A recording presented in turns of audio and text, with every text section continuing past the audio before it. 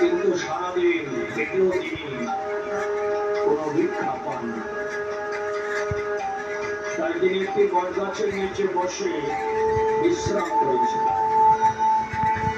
আর ওদিকে কৃষ্ণ এবং বলরাম দুটি ছোট বালকের বেশ ধারণ করে পরে একটি বোঝা, খাদ্যদ্রব্যের বোঝা মাথায় নিয়ে অর্জুন মিশ্রের স্ত্রীর সামনে যখন মাথা থেকে বোঝা নামালেন, অর্জুন মিশ্রের স্ত্রী দেখছে কালো রঙের বালকটার পিঠে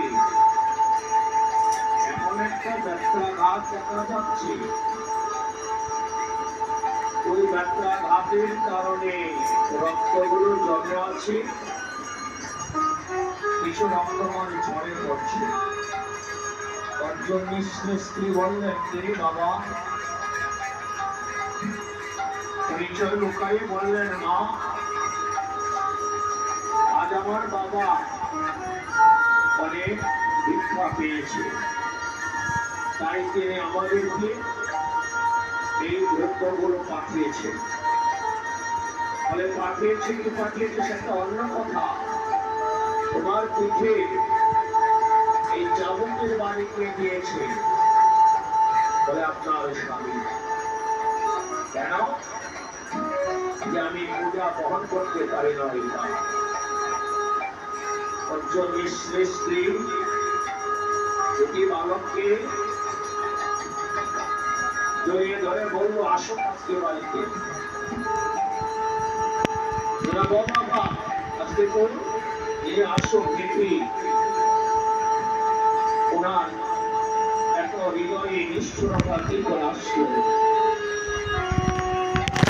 অর্জুন মিশ্রের স্ত্রীকে বালক দুটি বললেন যে আমি যদি দেরি করি বাবা আবার আমাকে মারবে। তাই ছড়া করে চলে গেল। এদিকে অর্জুন মিশ্রের স্ত্রী তো অনেক রেগে আছে। আর অর্জুন মিশ্র সেদিকে খালি হাতে বাড়ির দিকে ফিরে আসলো। অর্জুন মিশ্রের স্ত্রী অন্যান্য দিন স্বামীকে অগ্রসর হয়ে ঘরে আনেন। ওদিন তিনি কিছু কথা বলছে না। অর্জুন মিশ্র বললেন, কিন্তু তুমি কথা বলছো না কেন? বলি, তোমার মনে কি দয়া মায়া নেই? বলি, কেন থাকবে না? আমি কি করেছি? বলে, তুমি কি করনি সেটা বলো। আরে বলো না কি করেছি।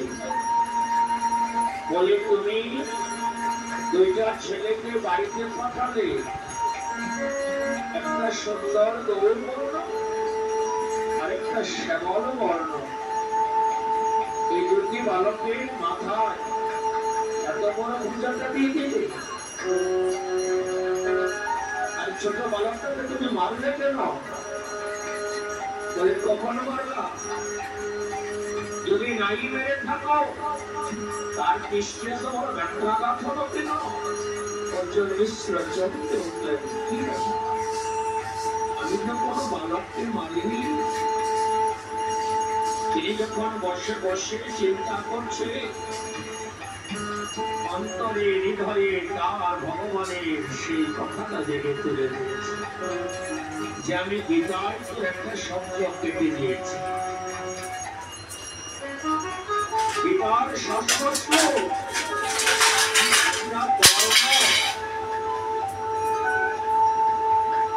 পরিবর্তন করার ক্ষমতা কোন মানুষের, কোন সাধন।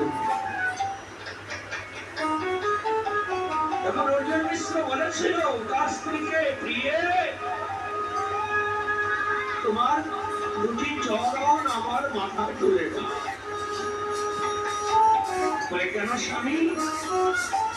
বলে, যাকে তুমি দেখেছিলে সেটা আর কেউ নয়, আমার কৃষ্ণ বলরাম।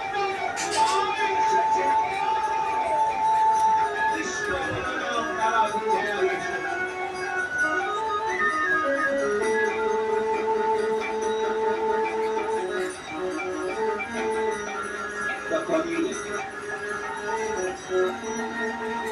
অর্জুন মিশ্র বলেছিল প্রভু